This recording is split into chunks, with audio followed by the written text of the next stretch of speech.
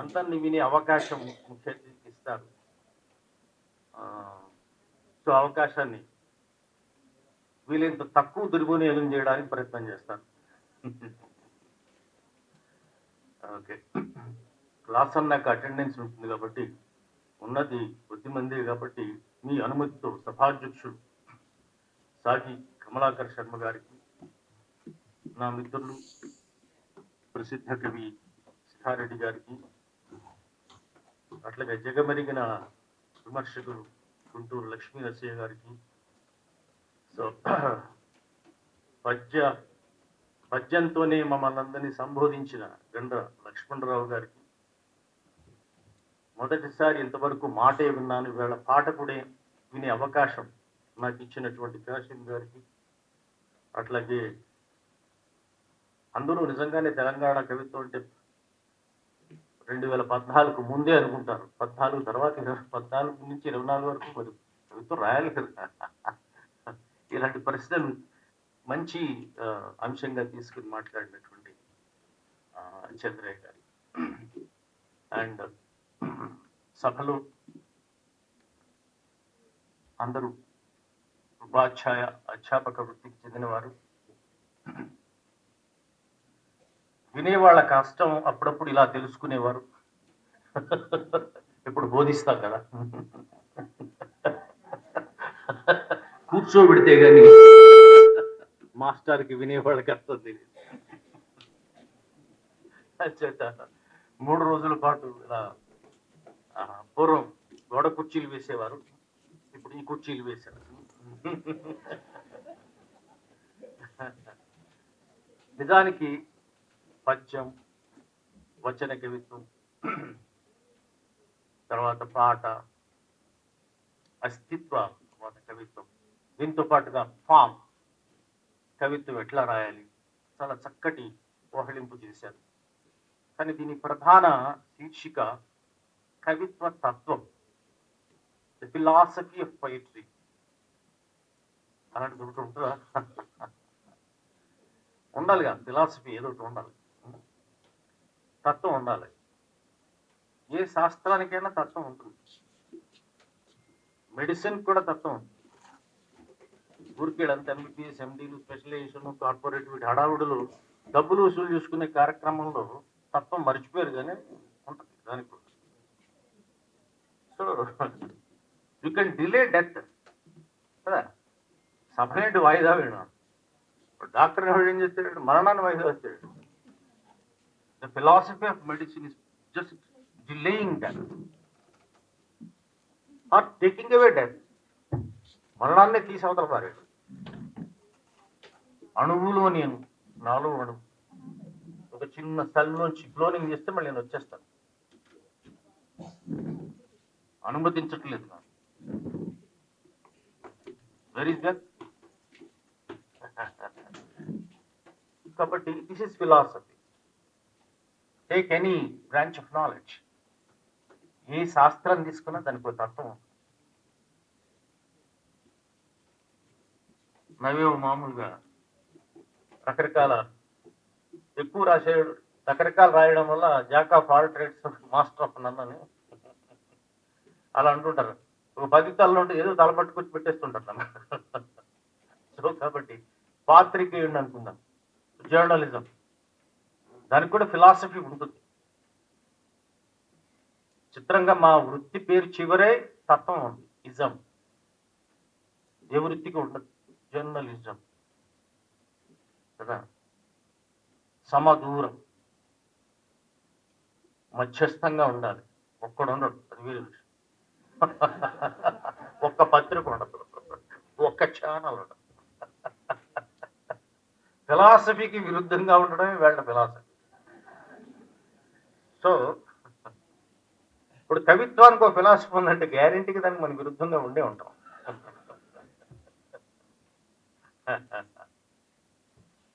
యాక్చువల్గా తత్వం అనేటప్పటికి వెంటనే మనం ఏదో బలవంతంగా కంఠస్థాలు ఏం చేస్తారు, కానీ డిఫైన్, నిర్వచించండి. లక్ష్మీనరసయ్య గారు కొంత ప్రయత్నం చేశారు వారు ఉపన్యాసం. సో కవిత్వ తత్వం చెప్పేటప్పుడు వెంటనే మనకు ప్రశ్న ఎదురయ్యేది,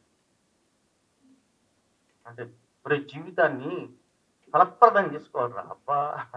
అంటే జీవితం అంటే చెప్పు. దాన్ని ఫలప్రదం ఫ్రూట్ఫుల్ చేద్దామా, నట్ఫుల్ చేద్దామా, తర్వాత మాట్లాడదాం. So you have to define. మరి కవిత్వం అంటే ఏమిటన్నావు అనుకో, కొంపలు అంటుకుపోతాయి. ఈ ప్రశ్న ఎవరినన్నా అడగవచ్చు కానీ కవిగాడిని అడగకూడదు. మళ్ళీ దాని మీద కవిత్వం చెబుతాడు.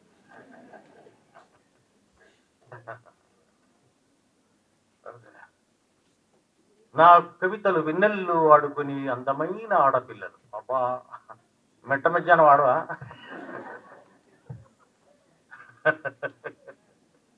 సో దీన్ని పట్టుకుని ఒక ఆయన నవల రాసేసుకున్నాడు, అది వేరే విషయం.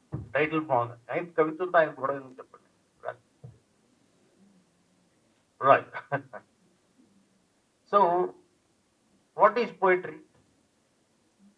శ్రీ అడిగా అనుకోండి. కదిలేది, కదిలించేది, పెనునిద్దర వదిలించేది, మునుముందుకు నడిపించేది. ఇట్లా కొట్టేస్తాడు. ఇదంతా సౌండ్ కనపడుతుంది. అలాగే మీ తెలుగు మాస్టర్ లాంటి వాళ్ళు కవిత్వం అంటే ఏమిటో చెప్తున్నా అనమాట. ఇలా కదిలేది, కదిలించేది, మునుముందుకు నడిపించేది, పెనునిద్దర వదిలించేది, మునుముందుకు నడిపించేది.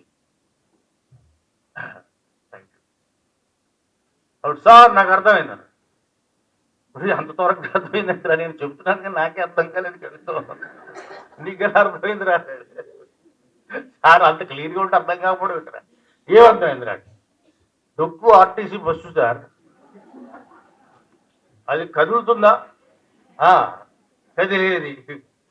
తర్వాత మనల్ని ఏం చేస్తుంది? మనల్ని కదిలిస్తుందా? అయినా మొండికేసి ఒక కునుకు తీసామనుకోండి, పెనునిద్దర వదిలిస్తుందా లేదా? ఆయన ఏ మాట కామంటే చెప్పుకోవాలి. మును ముందుకు నడిపిస్తుంది, డెస్టినేషన్ తీసిపోతాడు. మరి నీకు ఎలా అర్థమైందిరా? ఒరే, నువ్వు పుట్టకముందే శ్రీశ్రీ గారు పోయాడురా, లేదా షెల్లి మళ్ళీ మరణించినట్టు శ్రీశ్రీ మళ్ళీ మరణించేవాడు. ఇట్లా దెన్ వాట్ ఈస్ పోయిటరీ? ఈ అంశాన్ని మనం చెప్పాలి కదా. జనరల్గా ఏం చేస్తారంటే, ఈ అకాడమిక్ ఎక్సర్సైజ్ అంతా దేనికోసం? ఒక అర్థాన్ని స్థిరపరచడం. ఇందులో మీరు మాట్లాడిన ప్రతి దాంట్లో కూడా స్థిరపరుస్తున్నారు. పాట కవిత్వం ఎందుకు కాదు, ఒక స్థిరపరుస్తున్నారు. దానికి సంబంధించిన ఆధారాన్ని సమకూరుస్తున్నారు. అలాంటప్పుడు సైన్స్కున్నంత నిర్వచనం, సైన్సెస్కున్నంత పర్ఫెక్ట్ డెఫినిషన్స్ హ్యుమానిటీస్కు ఉండవు, కళలకు ఉండవు. సైన్స్లో నీరు అంటే చెప్పేయచ్చు, H2O 2 పాలు, హైడ్రోజన్ 1 పాలు, ఆక్సిజన్, నీరు. దిక్కున్నవాడు చెప్పుకోపో, ఎక్కడైనా ఒకటి. అదే మీకు ఎకనామిక్స్, హిస్టరీ అనుకోండి, 10 చెప్తారు. 4 నిర్వచనాలు. యాడమ్ స్మిత్ ఇలా అన్నాడు, ఊరి ఏదో ఒకటి చెప్పండి రా అంటే, కీన్స్ ఇలా అన్నాడు, మార్క్స్ ఇలా అన్నాడు, చంపి వదిలేస్తారు. సో కానీ దగ్గరికి రావాలి. You have to come close. యాక్చువల్గా అజంతా గారు నుండి పుస్తకం వేశాడు. పుస్తకం వేస్తే నేను ఉండరు అబ్బాయి అని అనేవాడు. ఎవరు ఉండరండి, బుక్ చేసినవాడు ఎవడు ఉన్నాడు కనుక.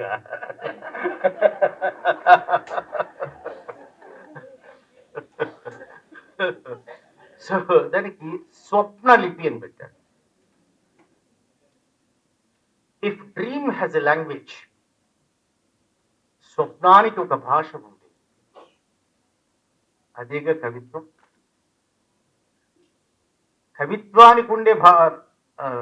కవిత్వానికి ఉండే నిర్వచనాన్ని ఆయన పుస్తకానికి పెట్టేసుకున్నాడు. స్వప్నానికి ఒక స్క్రిప్ట్ ఉంది. Dream work, it's a dream work. ఇప్పుడు మనం పగల కన్నా కళ్ళు చాలా ఆర్గనైజ్డ్గా ఉంటాయి. అంటే మనకు నచ్చినట్టు కంటాం పగలు. నేను ఐఏఎస్ అవుతాను. అవుతాం. నాకు అవార్డు వస్తుంది. వస్తుంది. ఓకే. పడుకో, నిద్రపో. అప్పుడు కాను నువ్వు కవిత చదువుతుంటే 10 మంది లేచి వెళ్ళిపోయినట్టు, నీ కవిత అర్థం కాక ఎవడో 4-5 ఆత్మహత్య చేసుకున్నట్టు ఇలాంటి కళలు వచ్చేస్తాయి. అంటే ఇది కాన్షియస్ ఎఫర్ట్, అన్కాన్షియస్ ఎఫర్ట్. బుద్ధిపూర్వకమైన ప్రయత్నం అట్లా కాకుండా తనంతట తానుగా స్వతసిద్ధంగా కలిగేది. Uncontrolled expression. దానికి సంబంధించిన మన త్రివిక్రమ్ శ్రీనివాస్ స్క్రీన్ ప్లే లాగా అలా ఉండకూడదు, వదిలేయాలి. అందులో మనకి చాలా బాధలు వస్తాయి, పెయిన్స్ వస్తాయి, కష్టాలు వస్తాయి కదా. జనరల్గా ఇట్లా మైక్ దగ్గరకు వచ్చి గంభీరంగా దుఃఖించేవాళ్ళు ఎవరిని ఉంటారా? ఉంటాడు, పొలిటీషియన్ అవుతాడు. తెగవాడు రహస్యంగా మనం దుఃఖిస్తాం. మరి దుఃఖాన్ని వ్యక్తం చేయాలి కదా. రైట్. అట్లా H2O లాగా కవిత్వానికి ఏమన్నా నిర్వచనం ప్రయత్నం చేయొచ్చు. మనం ఈ మొత్తం ఈ భూగోళం మీద, ఆసియా ఖండంలో, ఇండియాలో పుట్టి ఇన్ని రాష్ట్రాల్లో ఒక రాష్ట్రంలో ఉండి ఇక్కడ కవిత్వం రాసేసి మనమే కవిత్వం రాసినామని విర్రబీగితే బాగుండదు కదా. ప్రపంచం అంతటా రాస్తున్నారు కవిత్వం. వాళ్ళు ఎవరు ఇలాంటి ప్రయత్నాలు చేసే ఉంటారు, మనం మాత్రమే కాదు. చంద్రుడి గురించి రాస్తుంటే మళ్ళీ ఏం చంద్రుడి గురించి రాస్తే అంతకుముందు ఎవడో రాసి ఉంటాడని శ్రీశ్రీ అనుకున్నాడు. అది నాకన్నా ఇంకా బాగా రాసి ఉంటాడు. అట్లాగా కవిత్వం గురించి ఇట్స్ హైటెన్ ఫార్మ్ ఆఫ్ కాన్వర్సేషన్, ఉత్కృష్టమైన సంభాషణ. మనం మాట్లాడుకుంటే కవిత్వం వస్తుందా? ప్రయత్నం చేయకండి, అవతరాడు చాలా కష్టపడే అవకాశం ఉంటుంది. కానీ అలా వచ్చింది అనుకోండి, అదే కవిత్వం కదా. So emotions recollected in Tranquility అని కవి అన్నా, ఉద్వేగమే కవిత్వం కదా.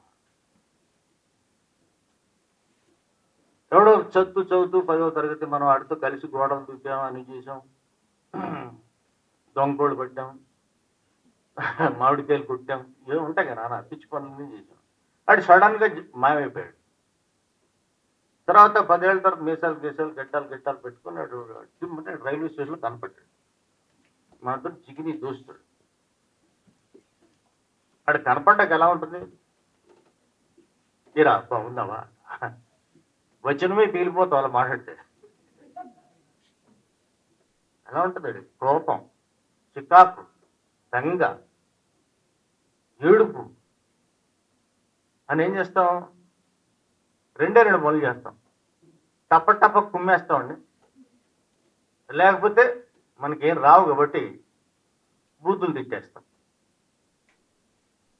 కానీ ఆ భావనకి భాష ఉంటే బూతు రాదు, కవిత్వం వస్తుంది. బూతు రాదు, కవిత్వం వస్తుంది. అది ఉత్కృష్టమైన సంభాషణ, హైటెన్ ఫార్మ్ ఆఫ్ కాన్వర్సేషన్ కదా. అమ్మాయి పక్కనే ఉంటది పొద్దున్న సాయంత్రం వరకు, పెద్ద మాట్లాడు, తక్కువని వెళ్ళిపోతుంది. అప్పుడు మొదలవుతాడు,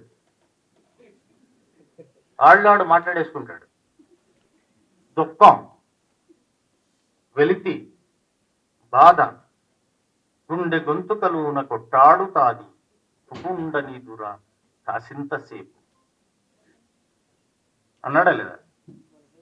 వీడికి రాగలేదు కాబట్టి ఎడుతాడు. వీడికి కవిత్వం పలకదు కాబట్టి మందు కొడతాడు, అంతే కదా. పలికితే ఏం చేస్తాడు? Poetry is more intoxicated than alcohol. ఇదే కొడతాడు. కవిత మందు అడుక్కోవాలి, గంటలో దిగిపోతుంది. ఇది పొద్దున వరకు కాపాడుతుంది, మళ్ళీ ఆవిడ వచ్చే వరకు. సో ఈ height and form of conversation ఎలా వస్తుంది? రాసింది క్రిస్టఫర్ గాడ్వెల్ కావచ్చు, మరొకడు కావచ్చు. కవి హంతకుడు కావాలి. White has to be A killer, murderer. హంతకుడు కాని వాడు కవి కాలేడు. పొరపాటు యూట్యూబ్లు వాళ్ళు ఎవరు లేరు కదా, ఈ ఒక్కటే రాసి హంతకుడు కాని వాడు కవి కాలేడు. సతీష్ చంద్ర అంటే ఎవడు వచ్చేస్తాడు. సో ఆ పాట పెట్టకండి. పదహంతకుడు కావాలి. సార్ మనం చేసేది ఒక రోజు అదే పని కదా సార్, పదాలు ఎన్ని రకాలుగా హత్య చేయట్లేదు. కావాలంటే యూట్యూబ్ అని చూడండి. సమంతకు విడాకులు అన్నారు, సామంతకు విడాకులు అంటాడు. ఆడు అక్షర హత్య, మామూలు హంతకుడాడు, సామాన్యుడు కాడు. సో కాబట్టి మళ్ళీ వేరే హత్య చేయాలంటే హత్య చేయాల్సి, లేకపోతే రోజు వాడే పదాలు మనకు పనికిరావు. Used and abused words. అసలు కవులే పదాలను ఎక్కువ అబ్యూజ్ చేస్తారు.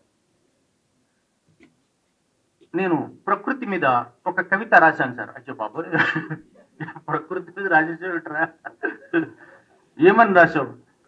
నీలాకాశంలో చా నేను బ్రౌన్గా ఉంటుంది అనుకున్నాను ఆకాశం. పక్షుల కిలకిలా రావాలి, చెట్ల మీద ఏమో కదరా, పైకి అంత సౌండ్ వినపడదు కదా. ఇలా వీడు కిలకిలా రావాలి. ఇవన్నీ మాటలని నేను వీడు వాడి వాడి వాటిని చూస్తే భయం వేస్తుంది. ఎప్పుడన్నా కిలకిలారావం అన్నాం అనుకున్నాం అనుకో, వామ్మో వీడు ఎన్ని వందల సార్లు వాడాడు, భయం వేస్తుంది. సో వర్డ్స్ ఒక్కొక్కసారి అరిగిపోతాయి. మాటలు మామూలు చాలా బాగున్నావా, ఏం చేస్తున్నావు, అందరూ క్షేమమేనా అంటే క్షేమం ఏమిట్రా, క్షేమల్లా ఏమిటి, ఎన్నిసార్లు మాడతారు ఇవన్నీ. ఆ మాటని చంపాల, చంపి కొత్త అందులో దాన్ని తీసి అందులోకి ఒక కొత్త అర్థాన్ని ప్రవేశపెట్టి తన మంత్రశక్తితో కొత్త పదానికి సృష్టి చేయాలి, పురుడు పోయాలి. వాడే కవి. హరోం హరోం హర హర హర అన్నాడు. భజన చేస్తున్నట్ట, వస్తున్నాయి వస్తున్నాయి జగన్నాథ జగన్నాథ అంటే భజన చేస్తున్నట్ట. వస్తున్నాయి కాదు, డమడమడమ అంటే ఏం జనం కదులుతున్నారు, భరించి భరించి పిడికిళ్ళు బిగించి కదులుతున్నారు. పిడికిళ్ళు బిగించి అంటే మళ్ళీ భయం వేస్తుంది, మామూలు మాట అయిపోయింది. అట్లా కదులుతున్నారు. కథలు మామూలుగా వస్తున్నాయనే మాటకి అసలు అర్థాన్ని చంపేసి మరొక అర్థాన్ని పెడతారు. ఎవరో కవి అన్న మాట ఒకసారి అంటుంటే ఏదో అనేసాడు కదా, అందరికీ తెలిసిన కవితే, ఊరికి ఉదాహరణ బాగుంటుందని చెప్తుంది. కన్ను తెరిస్తే జననం, కన్ను మూస్తే మరణం, రెప్పపాటే జీవితం. ఇది ఇందులో కన్ను మూయడం అంటే మూసా ఏది, బతుకున్నాగా తెరిచా వాడి పుట్టినా అయిపోయింది, రెప్పపాటు లైఫ్ అయిపోయిందా, ఇంకా ఉన్నానే నేను. ఈ లాజికల్ సెన్సెస్ ని చంపాలి, ఈ హేతుబద్ధంగా ఆలోచించేటువంటి వాటిని చంపాలి. కాబట్టి నేను ఇలా అన్నప్పుడు, మీరు కవి ఇలా అన్నప్పుడు, కన్ను తెరిస్తే జననం అన్నప్పుడు మీరు తెలియకుండానే పాఠకుడుల్లో ఉండే కవి, శ్రోతలో ఉండే కవి అని నీ దగ్గర ఒక్కడే ఉన్నాడు అనుకున్నావు. కవి శ్రోతలో కవి లేకపోతే నువ్వు ఉండవురా. పాఠకుడిలో కవి లేకపోతే నువ్వు ఉండవు. వాడు ఆల్రెడీ మారిపోయాడు. కన్ను అంటే ఇలా అనుకోవట్లేదు. కన్ను తెరిస్తే జననం అంటే కన్ను తెరవమంటే పొద్దున్న ఐ స్పెషలిస్ట్ కూడా తెరవమన్నాడు సార్ అని అంటల్లా. వాడు మారిపోయాడు. అంటే తెరవడం అనే మాటని నేను చంపేశాను. మొయ్యడం అనే మాటని చంపేశాం, అందులో ఒక కొత్త అర్థాన్ని ప్రవేశపెట్టాం. This is the magic of poetry. Okay. రెప్పపాటి జీవితం.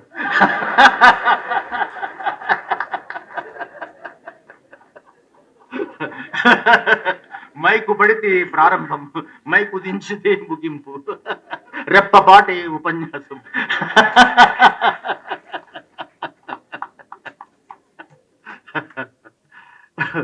ఇట్లా మనం ఇవాళ ముగించేస్తున్నాను. అంటే జనరల్గా శుభం కార్డు పడ్డాక కూడా ఈ మధ్య పాటలు అవన్నీ వేస్తున్నారు.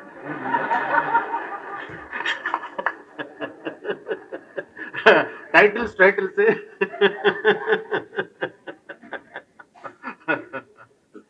సో ఇవాళ ఇంత చక్కటి సమావేశాన్ని నేను అందుకే ఎక్కువ సమయం తీసుకోలేదు, ఏదో కవితను పరిచయం చేశానంతే.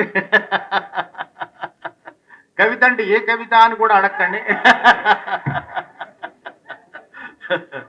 సో మీరు this is the philosophy of poetry. కవిత్వం లేకపోతే మనల్ని ఇవాళ కవిత్వమే ప్రాణవాయువై కూర్చుంది. నిజానికి అవసరమైంది. ఎక్కువ రాసి అవతల పారేస్తున్నారు తప్ప, కాబట్టి ఇందులో కవిత కనపడటం లేదు కాబట్టి మనం బతికిపోతున్నాం. కానీ వాళ్ళు ఎవరు మనల్ని బాధించట్లేదు. చక్కగా పుస్తకాలు వేసుకుంటున్నారు. ఇప్పుడు బుక్ ఎగ్జిబిషన్ ఉంది కదా, పుస్తకాలు వేసుకుంటున్నారు చక్కగా. అక్కడే మన ఆన్లైన్ క్యాష్ అంటే అదేం లేదు, బార్టర్ సిస్టమ్ ఉంది, వస్తు మార్పిడి విధానం. నీ కవిత పుస్తకానికి నా కవిత ఎక్స్చేంజ్ అనమాట. అట్లా నడుస్తుంది. అలా కాకుండా మీ పిల్లల చేత మంచి కవిత్వం వైపు ప్రయాణం చేయిస్తే చక్కటి కవిత్వం తెలుగు నాట వస్తుందని భావిస్తూ సెలవు.